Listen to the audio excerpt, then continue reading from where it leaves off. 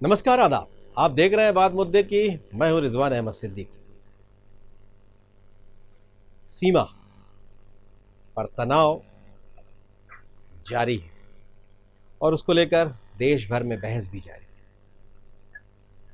सरकार ने क्या कदम उठाए हैं देश जानना चाहता है, ये विपक्ष कह रहा है।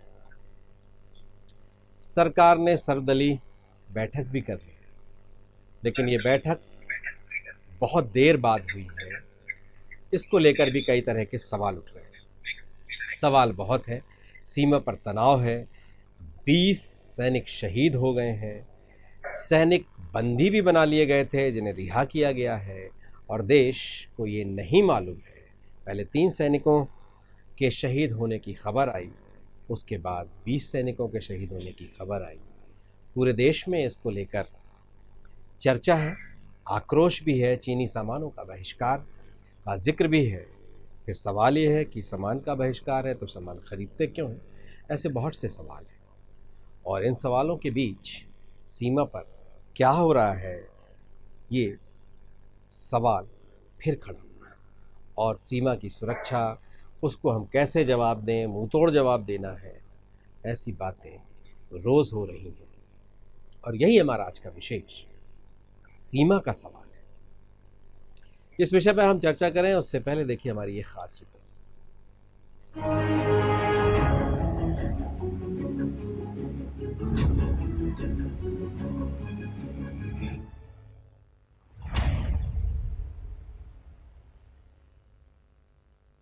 न वहां कोई हमारी सीमा में घुस आया है, न ही कोई घुसा हुआ है, न ही हमारी कोई पोस्ट किसी दूसरे के कब्जे में है। पीएम के सर्वदलीय बैठक के बाद दिए गए इस बयान ने एक बार फिर भारत चीन विवाद पर विपक्ष को बोलने का मौका दे दिया है। प्रधानमंत्री नरेंद्र मोदी ने शुक्रवार को सर्वदलीय बैठक में कहा था, हमारी सीमा में कोई नहीं घुसा।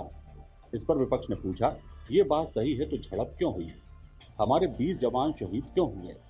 इसके पहले सर्वदलीय बैठक में कांग्रेस अध्यक्ष सोनिया गांधी ने भी सरकार से कई सवाल किए थे। विपक्ष के सवाल, अगर प्रधानमंत्री जी की ये बात सही नहीं कि भारतीय सीमा में चीन का कोई सैनिक नहीं था, तो झड़प क्यों हुई? 20 जवान शहीद क्यों हुए? दोनों देशों में बातचीत किस लिए हो रही थी? यहां तक कि राहुल गांधी ने पीएम पर निशाना साधते हुए यहां तक कह दिया कि प्रधानमंत्री ने चीन के अटैक के सामने सरेंडर कर दिया। विपक्ष के वार के बाद पीएमओ ने सफाई जारी की। पीएमओ का कहना है कि मोदी के बयान को गलत तरीके से पेश कर बेवजह विवाद खड़ा किया जा रहा है। पीएमओ ने कहा, सर्वदलीय बैठक में प्रधानमंत्री ने 15 जून की झड़प के रेफरेंस में बयान दिया था। उनका मतलब यह था कि हमारे जवानों की बहादुरी की वजह से उस दिन हमारी सीमा में चीन का कोई सैनिक नहीं घुस पाया था। हमारे जवानों ने शहीद होकर चीनी सैनिकों की घुसपैठ को नाकाम कर दिया। चीन विवाद पर लगातार राजनीतिक पारा चढ़ता जा रहा है। राहुल गांधी के वार पर गृह मंत्री अमित शाह ने पलटवार करते हुए कहा कि ऐसे समय में जब पूरा देश एकजुट है, राहुल गांधी को भी ओछी राजनीति से ऊपर उठना चाहिए। राहुल गांधी को भी राष्ट्रीय हित के साथ मजबूती से खड़े होना चाहिए। राहुल गांधी की ओर से बार बार उठाए जा रहे सवालों के बीच गृह मंत्री अमित शाह ने गलवान घाटी में झड़प के दौरान घायल हुए एक सैनिक के पिता का वीडियो रिट्वीट किया है। शाह ने वीडियो रिट्वीट करते हुए कहा कि एक बहादुर सैनिक के पिता का राहुल गांधी को संदेश साफ है। तो वहां अमेरिका के विदेश मंत्री माइक पॉम्पियो ने बड़ा बयान दिया है।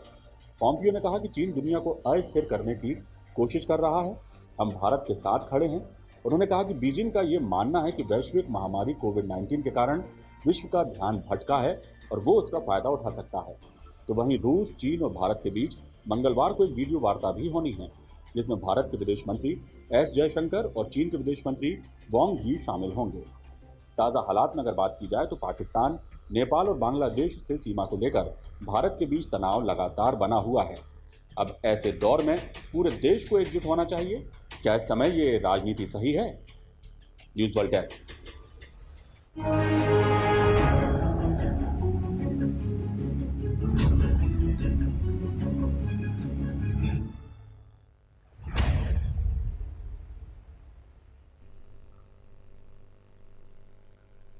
तो देखा आपने, कई दिनों बाद प्रधानमंत्री सामने आए और जो उन्होंने कहा उसके बाद फिर आरोप प्रत्यारोप शुरू हुआ, सवाल पूछे गए, इसे ओछी राजनीति भी कहा गया।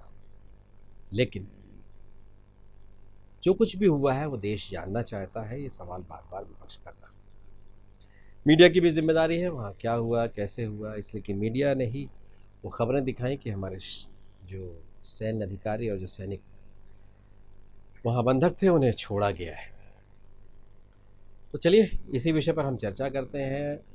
और चीनी सामानों का बहिष्कार का बहुत जिक्र है, तो हम कैसे चीन का बहिष्कार करेंगे, चीनी सामानों का बहिष्कार करेंगे, जो सामान पहले से देश में आ गया है जिसका हम बाकायदा कीमत चुका चुके हैं उनका क्या करेंगे, और कितनी कीमत चुकाएंगे हम चीन से इस तनाव की कि चीन हर तरफ हमें घेरने की कोशिश करता है और हम उसे कब कैसे जवाब देंगे, क्या देते रहेंगे, इस पर भी हम चर्चा करेंगे। तो इस चर्चा में हमारे साथ मौजूद हैं भारतीय जनता पार्टी के नेता डॉक्टर गुलरेज शेख, कांग्रेस से हमारे साथ मौजूद हैं दुर्गेश शर्मा, हमारे साथ कर्नल डॉक्टर भारत भूषण वत्स मौजूद हैं जो इस विषय के जानकार हैं, उस क्षेत्र में काम भी कर चुके हैं, सैन्य अधिकारी हैं, वरिष्ठ पत्रकार मधुकर द्विवेदी हैं।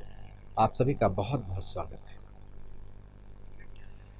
कर्नल वत्स, आपसे ही शुरू करता हूं। ये जो कुछ चल रहा है, शहादत भी हुई, बंधक भी बनाए गए और बार बार ये रिपोर्ट्स भी आती रही कि बहुत दूर तक चीन हमारी ज़मीन पर आ गया है, कई तरफ से घेरने की कोशिश कर रहा है। आपके पास क्या खबर है? देखिए, जहाँ तक खबर की बात है, एक भूतपूर्व सैनिक के पास में ज्यादातर वही खबरें होंगी जो आपके पास में है, लेकिन हम उन खबरों का, क्योंकि उस जगह पर रह चुके हैं और उस एरिया को भली भांति जानते हैं, तो उसका विश्लेषण करके हम आप लोगों को बता सकते हैं कि क्या हुआ है या क्या हो सकता है आगे। जहां तक मेरा निजी विचार है कि सवाल तो बनता है, सवाल तो उठता है कि जिस प्रकार से हमारे देश का एक कमांडिंग ऑफिसर और 20 जवान बिना किसी एक गोली के चले भी शहीद हो गए, वो कैसा क्यों हुआ? क्या उनके पास हथियार थे? और अगर हथियार थे तो उन हथियारों का इस्तेमाल क्यों नहीं किया गया? 1996, 2003 या 2013 की ट्रीटी, जब जवानों की जान जा रही है, वो एक दूसरे को मार रहे हैं और ज्यादा कैजुअलिटी हो रही है, तो हथियार अगर थे तो क्यों नहीं चलाए गए? तो सवाल तो उठाना लाजमी है। मैं एज ए भूतपूर्व सैनिक ये सवाल मैं भी उठाना चाहूंगा। दूसरा बात यह है कि देश में अभी जिस प्रकार के सवाल उठाए जा रहे हैं, शायद उनमें ज्यादातर सवाल गलत भी है, क्योंकि ऑपरेशन जो हैं वो टीवी पर या मीडिया पर नहीं किए जा सकते। अगर देश का प्रधानमंत्री नेशनल टीवी पर आकर कह रहा है जवानों की शहादत का व्यर्थ नहीं जाएगी, और दो ऐसे मौकों पर, चाहे वो बालाकोट हो या पुलवामा हो, वो अपनी जिगरे को दिखा चुका है, हमें उस पर विश्वास करना पड़ेगा। और मुझे यकीन है कि देश की जो हमारे जवानों की शहादत हुई है वो व्यर्थ नहीं जाएगी, और जल्दी ही, चाहे लद्दाख एरिया में हो या हिमाचल एरिया में हो, चाहे उत्तराखंड में हो, चाहे अरुणाचल प्रदेश में हो, हम इस शहादत का जरूर बदला लेंगे। अगर आप चाहें तो मैं इसके बारे में थोड़ा सा और विस्तार से बात करना चाहूंगा। लौटूंगा मैं आपके पास एक बार फिर लौटूंगा। इस चर्चा को मैं अब आगे बढ़ा लूं। दुर्गेश शर्मा, आप क्या कहेंगे?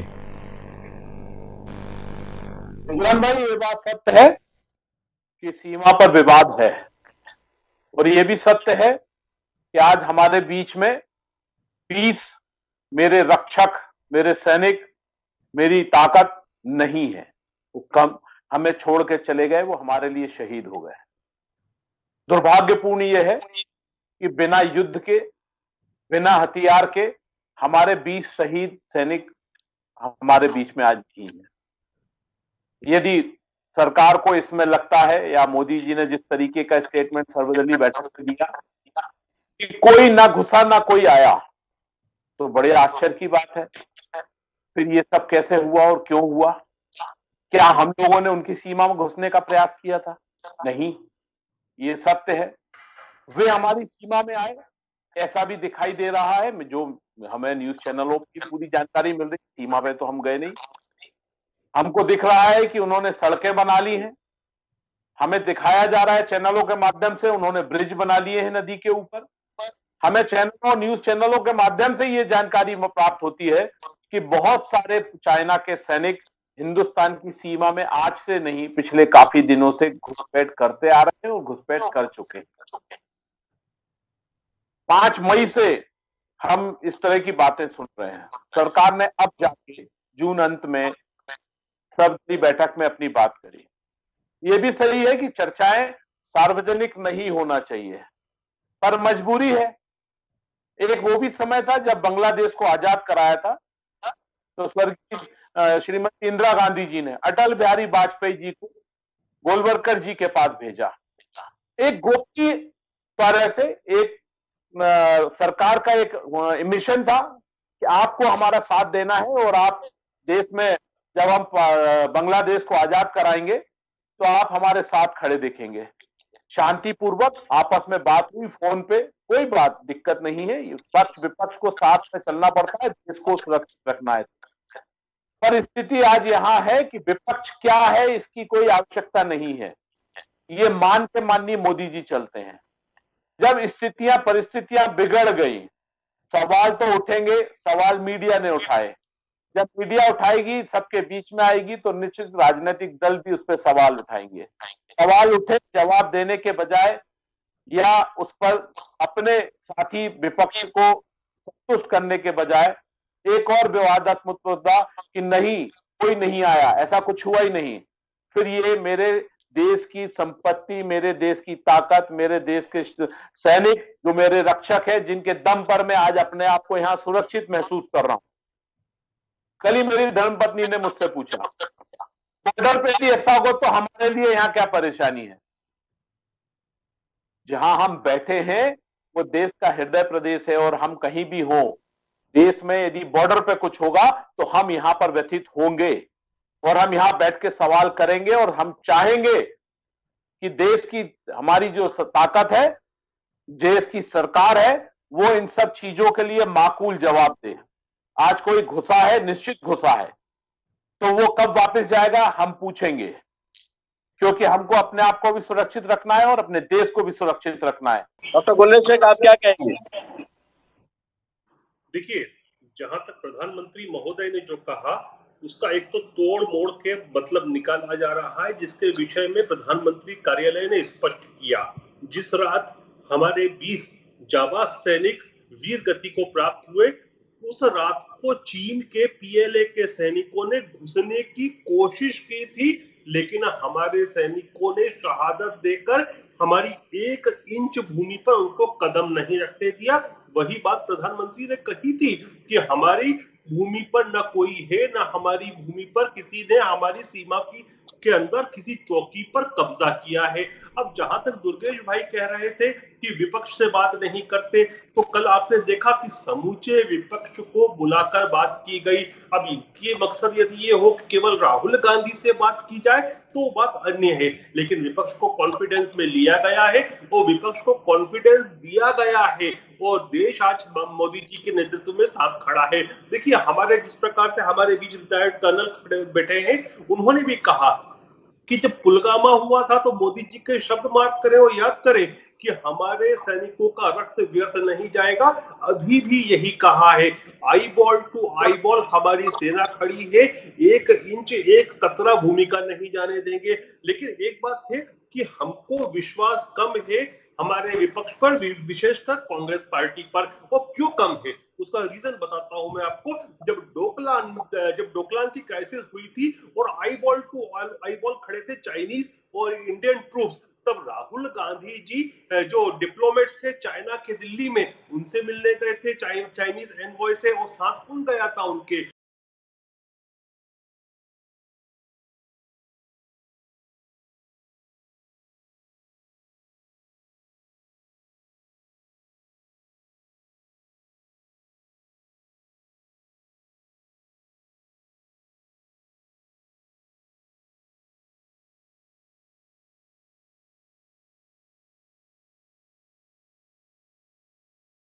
लेकर क्यों गए थे, यह एक विचारणीय है।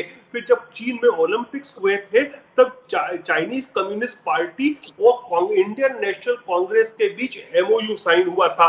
उस समय यूपीए का कार्यकाल था और राहुल गांधी जो थे जनरल सेक्रेटरी थे कांग्रेस पार्टी के। देखिए, अमूमन तौर पर जो एमओयू साइन होते हैं वो गवर्नमेंट टू गवर्नमेंट होते हैं, लेकिन ये तो लिखित दस्तावेज है जिस पर राहुल गांधी जी ने साइन की और कम्युनिस्ट पार्टी के साथ साइन की, जो कम्युनिस्ट पार्टी ऑफ चाइना के साथ। हम सीमा पर बात कर रहे हैं, सीमा पर बात कर रहे हैं और प्रधानमंत्री के बयान पर बात कर रहे हैं, वहाँ लंबे समय से जो तनाव है उस पर बात कर रहे हैं, शहादत पर बात कर रहे हैं, हमारे सैनिक बंधक बनाए गए थे उस पर बात कर रहे हैं। देश ये सब चीज़ें आपसे जानना चाहता है। तो आप राहुल गांधी ने क्या किया था, अगर इस पर आप बातचीत करेंगे तो फिर विषय से हम भटक जाएंगे। दूसरा, बहुत बार बार कहा जा रहा है कि चीनी सामानों का बहिष्कार किया जाए, इस पर भी पूछना चाहता हूँ मैं आपसे, पूछूंगा अगले चरण में। लेकिन ये तो बता दीजिए कि जैसा कर्नल वत्स कह रहे हैं कि सीमा पे कुछ ना कुछ तो हुआ था, 20 लोग ऐसे ही शहीद तो हो नहीं गए। दूसरा, वो ये भी कह रहे हैं कि शहीद हो गए, किस तरह का संघर्ष था, हथियार भी नहीं चले और शहीद हो गए। फिर हमारा कोई भी सैनिक बंदी नहीं है, ये भी बात सुनने में आई, उस पर भी बता दीजिए। जो सैनिक हमारे जो रिहा हुए हैं वो क्या था, और इतने दिनों बाद बयान देने की ज़रूरत क्यों पड़ी, ये सारी चीज़ें बतानी तो पड़ेंगी। कहीं देश को मालूम तो होना चाहिए, देश जानना तो चाहता है, उसकी रुचि भी होगी। जैसा कर्नल वत्स कह रहे हैं कि कूटनीति के बहुत ढेर सारी चीज़ें बताने की ज़रूरत नहीं है, लेकिन सीमा पे क्या हुआ ये बताने की ज़रूरत तो है। सीमा पर कोई घुसा था, नहीं घुसा था, कितना घुसा था, क्यों घुसा था, कब घुसा था, और हमारी बातचीत हुई है, ये सारी बातें तो बताई जा सकती हैं। क्या हुई है मत बताइए। बातचीत जो है वो दोनों लेवल पर चल रही है, मिलिट्री लेवल पर भी चल रही है और डिप्लोमेटिक लेवल पर भी चल रही है।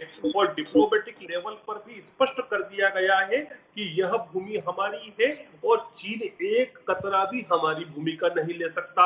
जहां तक घुसपैठ की बात है, बिल्कुल घुसपैठ की उस रात को कोशिश हुई और यही कारण था कि हमारे जो वीर थे वो उनको रोके और रोकने में कामयाब हुए।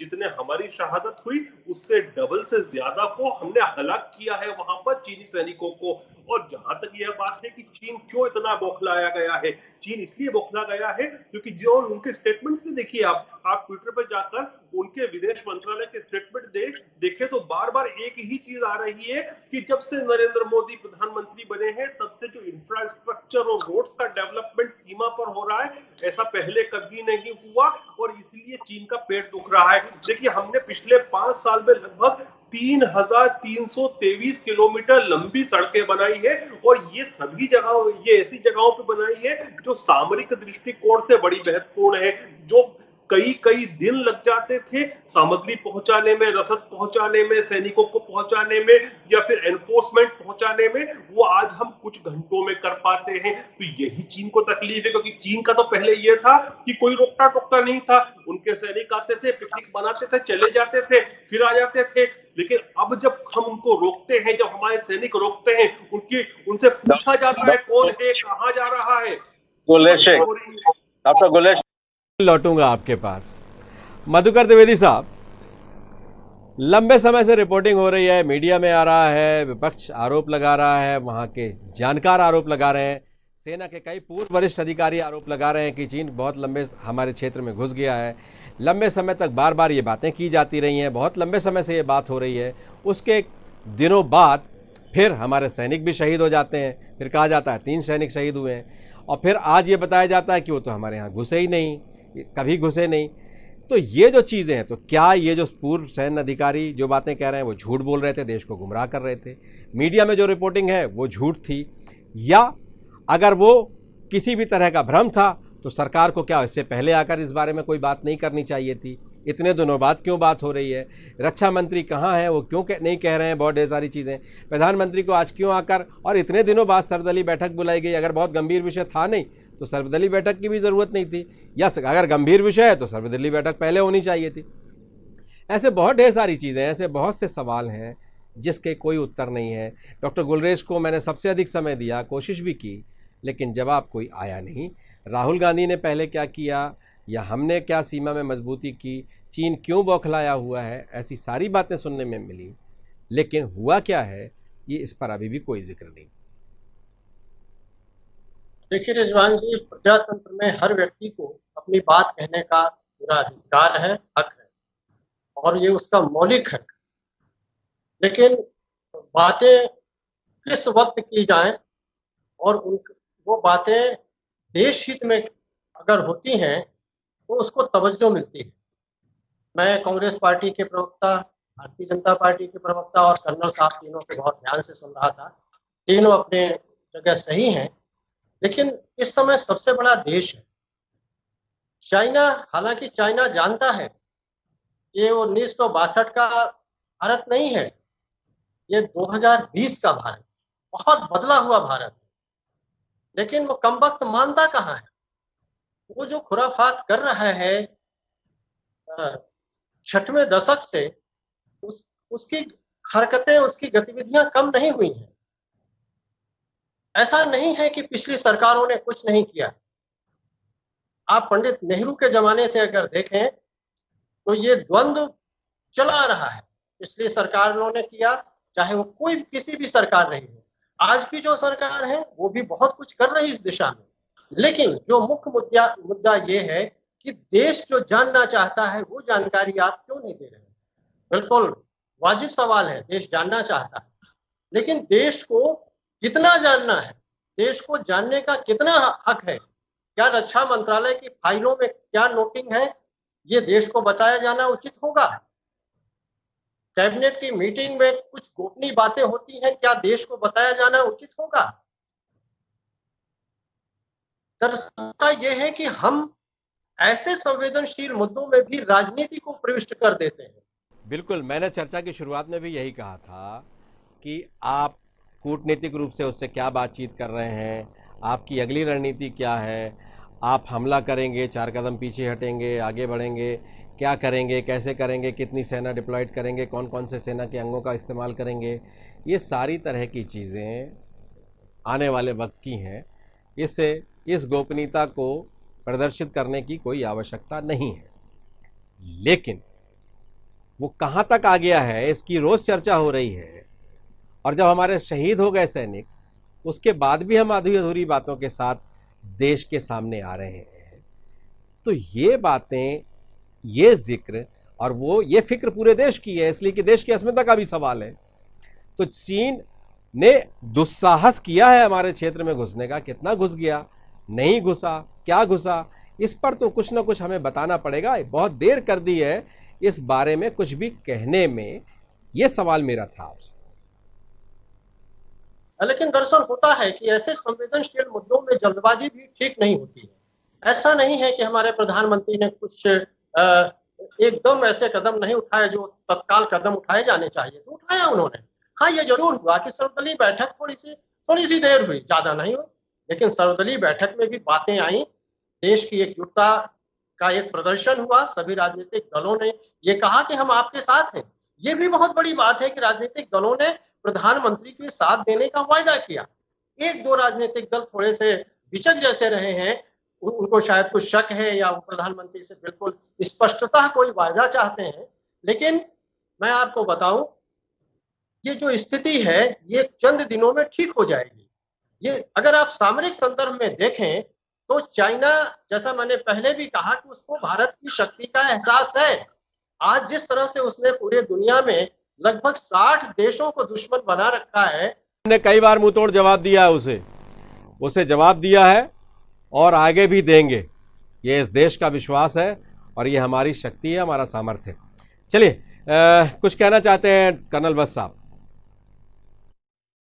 मैं बेसिकली 2-3 जो इम्पोर्टेंट मुद्दे हैं उसके बारे में बात करना चाहूंगा, राजनीति से बिल्कुल अलग। सबसे पहले तो हमें जो गलवान एरिया है जहां पर ये इंसिडेंट हुआ है उसकी भौगोलिक परिस्थिति को समझने की कोशिश करनी चाहिए, तो सब सारी बातें स्पष्ट आ जाएंगी। और दूसरा मुद्दा जो मैं उठाना चाहता हूं कि यहां से आगे हमें क्या करना चाहिए कि चीन हर बार जो अपनी विस्तारवादी नीति को अपनाते हुए धीरे धीरे आगे बढ़ रहा है, उसको किस प्रकार हम परमानेंट तौर पर एक अच्छे तरीके से रोक सकते हैं। इन 2 मेजर मुद्दों पर बात करना है। जहां तक वहां की भौगोलिक परिस्थिति है, जो गलवान और श्योक रिवर का जहाँ कॉन्फ्लुएंस है, जहां मिलती है, उसके साथ साथ ले की साइड में हमारी रोड जो है बनी है अभी 324 किलोमीटर की, और वो रोड जो हमने पिछले अभी कुछ ही सालों में बनाई है, वो रोड मेन प्रॉब्लम है चाइना को, क्योंकि चाइना उस रोड से हम न केवल अपनी रसद बल्कि रीइंफोर्समेंट और इवन वहां से सिर्फ ऑक्साइड चेन 9 किलोमीटर दूर रह जाता है। तो उस रोड को वो PP14 3 पेट्रोल पॉइंट है, 14, 15 और 17। तो ये हादसा हुआ है पेट्रोल पॉइंट 14 के ऊपर से LAC निकलती है, और पेट्रोल पॉइंट 14 पर चाइना बैठना चाहता है ताकि वहां से वो रोड के ऊपर में जो ITBP के 1 और 2 कैंप हैं, उन कैंप्स के ऊपर में निगाह रख सके, नंबर 1, और जरूरत पड़ने पर उस रोड को कारगिल की भांति इंटरडिक्ट करने की कोशिश कर सके। लेकिन इस चीज को मेरी सेना ने नाकाम कर दिया, और जब कर्नल जो हमारे 16 बिहार के CO थे संतोष, वो वहां पर गए और उन्होंने देखा कि एग्रीमेंट के हिसाब से 15 तारीख को जो बातचीत हुई थी उसके हिसाब से उनको वापस अपनी पोस्ट 1 और पोस्ट 2 पर चला जाना चाहिए था, लेकिन वो नहीं गए और वहां कुछ परमानेंट बनाने की कोशिश कर रहे हैं, कि तब ये स्कफल हुआ है। मेरा मुद्दा सिर्फ यही है कि अगर उनके पास हथियार थे तो हथियार क्यों नहीं चलाए गए, ये मेरा मुद्दा है। मैं इन्फेंट्री स्कूल मऊ में हथियारों का इंस्ट्रक्टर रह चुका हूं। मैंने आधी से ज्यादा इंडियन आर्मी को हथियार चलाने सिखाए हैं।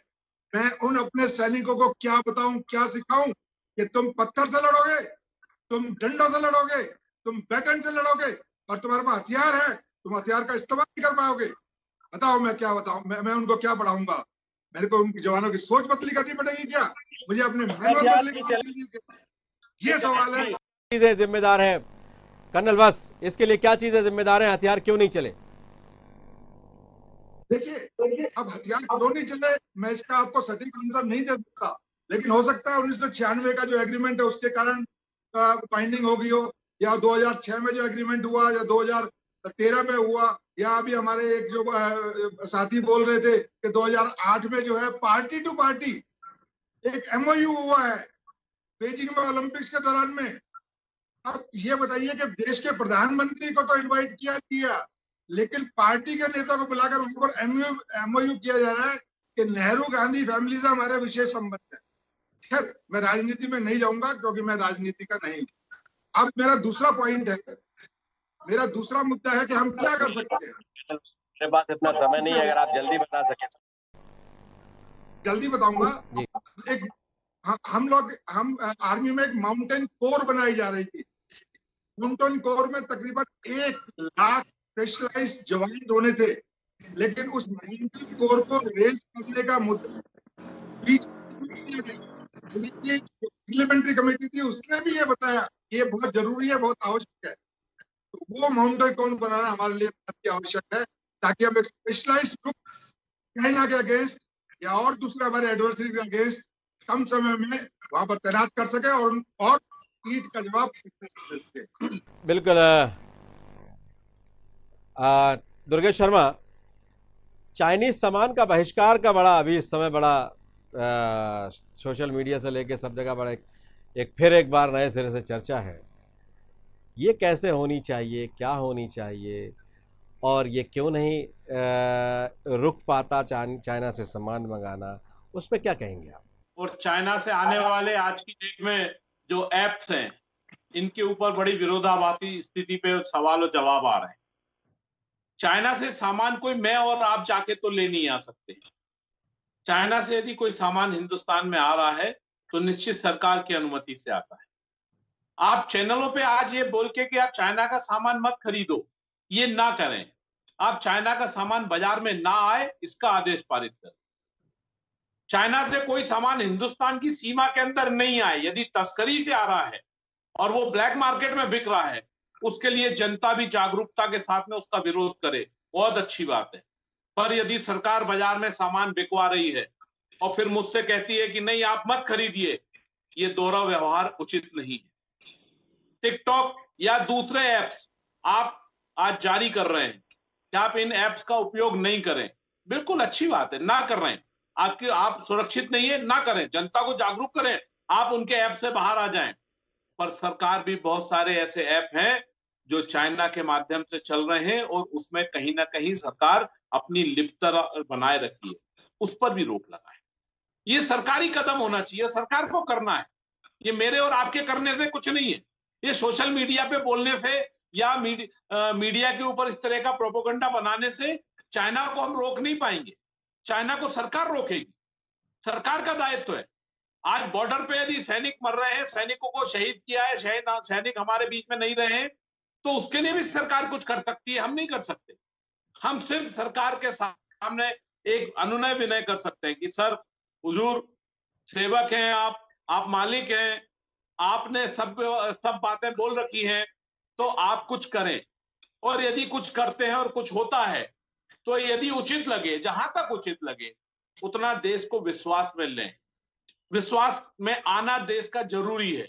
जो चैनलों से खबरें आती हैं कि ब्रिज बना लिया, 7 दिन के अंदर सड़क बना के चाइना हिंदुस्तान के बॉर्डर के अंदर आ चुका, इसको रोकने का प्रयास करें यदि ये गलत है, और यदि सही है तो उसका जवाब हिंदुस्तान की सेना, हमारे सैनिक जो अपने आप में सक्षम है, और ये सत्य है कि चाइना सामने आता है तो हम निश्चित उसको पटक के दिखाएंगे। हम 65 में भी हम पीछे नहीं हटे थे, लड़े थे, हमारे पास कुछ नहीं था, चप्पल भी नहीं थी, क्योंकि देश आजाद हुए थोड़ा ही समय हुआ था और देश जब आजाद हुआ तो सुई भी नहीं थी। हमने लड़ाई लड़ी, अपनी सीमाओं को जहां तक सुरक्षित रख पाए रखे।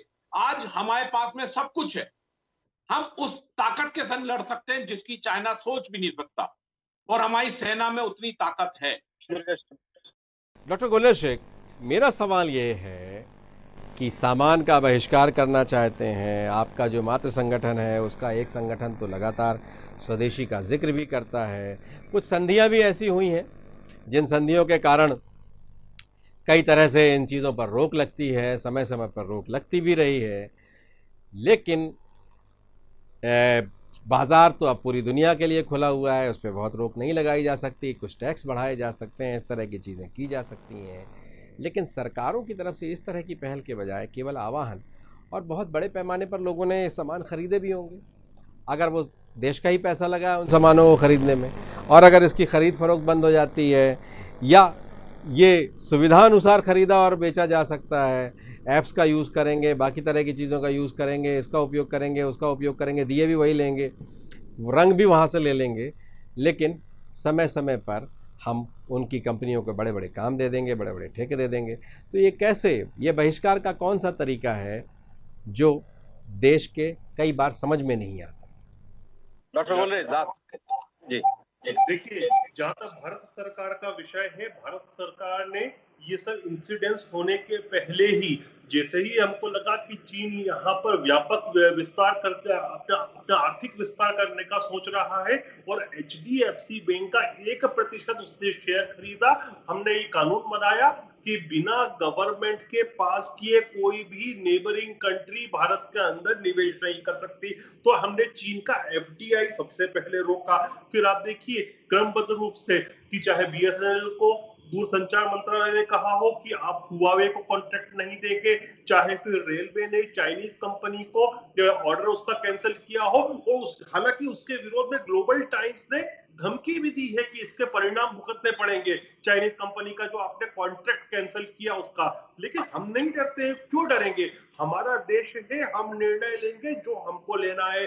और अभी आप देखिए कि जो आत्मनिर्भर भारत की बात है, यह इसीलिए है कि चाइना पर हमने पिछले 3 दशक के अंदर जो डिपेंडेंसी बनाई उसको हटाने के लिए। एनडीए की सरकार बनने के बाद भी कई बार खुरापात कर चुका है, अंदर घुस चुका है हमारी सीमा पर। उसके बाद आप चाइनीज कंपनी से सरदार वल्लभ भाई की प्रतिमा भी बनवा लेते हैं, सड़क का काम भी दे दिया। अब आपने रेलवे का एक कैंसिल करने के बाद उसका जिक्र कर रहे हैं आप। सरकार बनने के बाद अभी पहली बार चीन ने घुसने की हिमाकत की कोशिश की और उसको मुंह तोड़ जवाब मिला है। इसके पहले कभी नहीं हुआ। यदि आप डोकलाम का कहेंगे, सीमा पर नमस्ते नमस्ते तक हो चुका है, पहली बार हुआ है। कभी 1 इंच हमने घुसने नहीं दिया।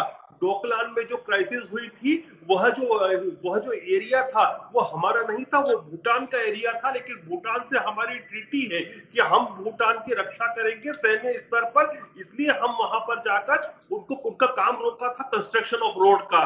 तो चीन की हिमाकत नहीं है कि आज के समय भारत में घुस सके। दूसरी बात, जहां तक आप देखिए चीन क्यों बौखला रहा है, मैंने अभी तो आंतरिक बात की, अब मैं बाहरी बात कर रहा हूं कि जिस प्रकार से हम क्वाड का एक्सपांशन कर रहे हैं, क्वाड में 4 कंट्रीज हैं, यूनाइटेड स्टेट्स, जापान, इंडिया और ऑस्ट्रेलिया। जिस प्रकार से हमने ऑस्ट्रेलिया के साथ जिस प्रकार के हमारे एमओयू साइन हो रहे हैं कि हमारी जो नेवीज है और एयरफोर्स है एक दूसरे के पोर्ट्स और एयरफील्ड का यूज कर सकेंगे। देखिए मत भूलिए कि साउथ चाइना सी से चीन का 90% व्यापार जाता है और हमारा जो निकोबार आइलैंड का सबसे आखिरी छोर, जिसको इंदिरा पॉइंट कहते हैं, कुछ ही नॉटिकल माइल दूर है मलक्का स्ट्रेट से। और मलक्का स्ट्रेट को एक तरफ ऑस्ट्रेलियन नेवी ब्लॉक कर दे और एक तरफ भारतीय नौसेना ब्लॉक कर दे, चीन का तो सब पूरा खेल खत्म हो जाएगा। चीन जानता है और चीन इसलिए प्रेशराइज कर रहा है कि भारत अपने टेंटिकल्स को एक्सपांड ना करे। हमारे बीच में एक सैनिक बैठे हैं, आप पूछ सकते हैं उनसे इस बारे में कि साउथ चाइना सी में जो गतिविधि चल रही है चाइना की, उसको किस प्रकार से भारत ही चैलेंज दे रहा है।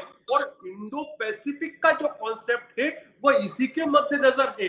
अभी कुछ देर पहले माइक पॉम्पियो का क्या स्टेटमेंट आया कि भारत के साथ जिस प्रकार से चीन विवाद कर रहा है सीमा पर, चाइना इज अ रोग स्टेट। अब आप रोग स्टेट का मतलब समझेंगे तो रोग स्टेट क्या हुआ? जो भड़काने की कोशिश करता हो, जो गुंडागिर्दी के लेवल पे जाने की कोशिश करता हो, जो अनैतिक कार्य करता हो। तो आज पूरी दुनिया को हमने एक तरह से अपने साथ खड़ा कर दिया, चीन को अलग थलग कर दिया है। तो चीन की क्या औकात है? मैं चीन के सामान का जिक्र कर रहा था। चीन के सामान का जिक्र कर रहा था, जिसको बहुत बड़ा बाजार हमने दिया हुआ है, आप कहीं और ले गए। चलिए, ये भी एक महत्वपूर्ण जानकारी थी, आपने दे दी। मधुकर द्विवेदी साहब, मेरा सीधा सवाल यही है कि चीन के सामान का बहिष्कार करने का जिक्र तो हम बहुत बार करते हैं, लेकिन ये सिर्फ बोलने तक रहता है। सामान आने भी देते हैं, टैक्स भी बहुत नहीं लगाते हैं, उसे पूरा बाजार देते हैं। कई बार वो हमारे पड़ोसी मुल्कों को हमारे खिलाफ भड़काता है। पाकिस्तान का तो इस्तेमाल वो करता ही है, वहाँ के आतंकवाद का भी हमारे खिलाफ इस्तेमाल करता है, हथियार भी देता है। नेपाल को भी हमारे खिलाफ भड़काता है, और ये पहली बार तो किया नहीं उसने। श्रीलंका में भी वो अपनी पैठ मजबूत करना चाहता है। वो बहुत ढेर सारी चीज़ें लगातार करता है, और ये सब जानते बूझते भी हम कहते हैं कि हमने उसे दुनिया में यहाँ रोका वहाँ रोका, लेकिन उसको जो कुछ आर्थिक संबल मिलता है उसका बहुत बड़ा बाजार हमारा देश है। बिल्कुल सही कहा। दरअसल यही तो विडंबना है कि हम चीन के खिलाफ आक्रोश को व्यक्त कर देते हैं। इसके पहले भी हुआ है, पहले भी चीनी सामानों के बहिष्कार की आवाज उठी, कुछ हुआ भी, लेकिन अंततः उसका रिजल्ट क्या निकला, आज भी वो आवाज आ रही है। लेकिन दुर्गेश शर्मा जी ने बड़ी अच्छी बात कही कि चीन के सामानों को खरीदना ज्यादा महत्वपूर्ण नहीं है, महत्वपूर्ण ये है कि चीन के उत्पादों को पूरी तरह बैन कर दिया जाए। अगर उसका बाजार ही नहीं होगा तो खरीदार कहाँ से मिलेंगे। लेकिन शर्मा जी, ये सारी चीजें होती हैं, इंटरनेशनल ट्रेड सिस्टम जो हमारे दुनिया का है वैश्विक स्तर पर, उसके बहुत सारे कॉन्टेक्ट्स होते हैं, बहुत सारे रूल्स होते हैं, बहुत सारी शर्तें होती हैं। तो ये सारा जो अंतरराष्ट्रीय बाजार होता है ये शर्तों पर आधारित होता है। लेकिन इस समय जो लबोलुआब हमारी चर्चा का जो है वो ये है कि चीन को कैसे पराभव की ओर ले जाया जाए। क्या हम उसको अपनी सैन्य ताकत से, अपनी सैन्य शक्ति से पीछे धकेलेंगे या उसकी आर्थिक टांग तोड़ करके उसको कमजोर करेंगे। इस समय दोनों मोर्चों में हमें चीन को कमजोर करने की जरूरत है। लेकिन जहां तक युद्ध का सवाल है तो मुझे लगता है कि युद्ध किसी समस्या का विकल्प नहीं है। युद्ध लड़ करके बहुत सारे देश तबाह हो करने की उसकी औकात भी नहीं है आज का समय। सर सही कह रहे हैं, वो जानता है, जैसा मैंने पहले कहा। और भारत को अगर चीन कम आंकता है, चीन क्या अगर पूरी दुनिया भारत को कम आंकती है तो ये बहुत बड़ी भूल होगी। तो चीन को इस चीज का तो भान है, लेकिन पाकिस्तान पड़ोसी है ना, जिस तरह से उसको पाकिस्तान की एक शय मिल रही है और पाकिस्तान उसको एक तरह से मुहरा मिल गया है, तो चीन जो है आंख दिखा रहा है, भीतर भभकी दे रहा है। रिजवान भाई, मैं एक चीज और जिक्र करना चाहूंगा,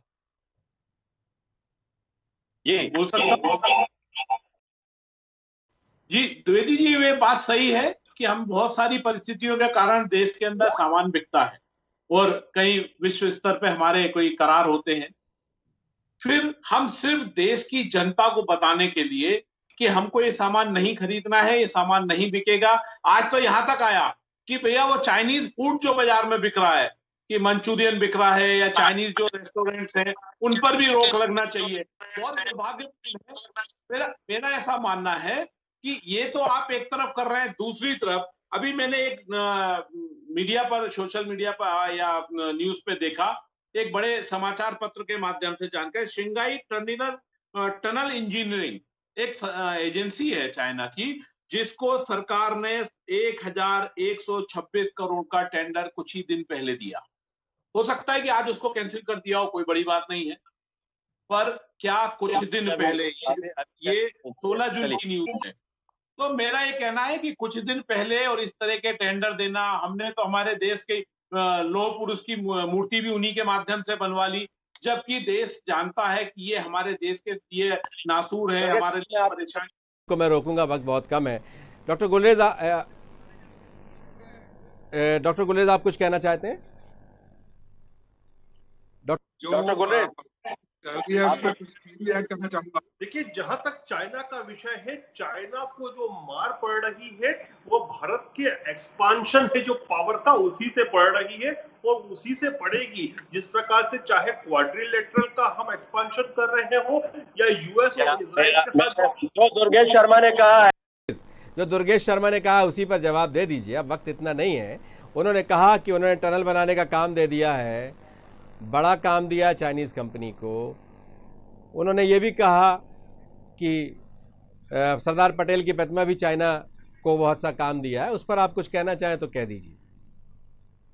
तो विचार करेंगे, यदि कुछ दिन पहले हुआ है तो हमारे जवानों की शहादत के पहले हुआ है, तो हो सकता उनको मिला हो सकता वो कैंसिल भी हो जाए। और आप देखिए कि जैसे ही हमारे जवानों की शहादत हुई, कैंसिलेशन के प्रोजेक्ट शुरू हो गए उनके। आदरणीय रिजवान भाई, जिस दिन से माननीय मोदी जी देश के प्रधानमंत्री बने हैं, उस दिन से प्रथम दिन से झालर से लेके और चाइनीज शर्मा रुक जाइए। कर्नल वत्स आप कुछ कहना चाहते हैं? शायद उन्हें आवाज मेरी नहीं जा रही है, वो नहीं सुन पा रहे हैं। कर्नल वत्स आप सुन पा रहे हैं?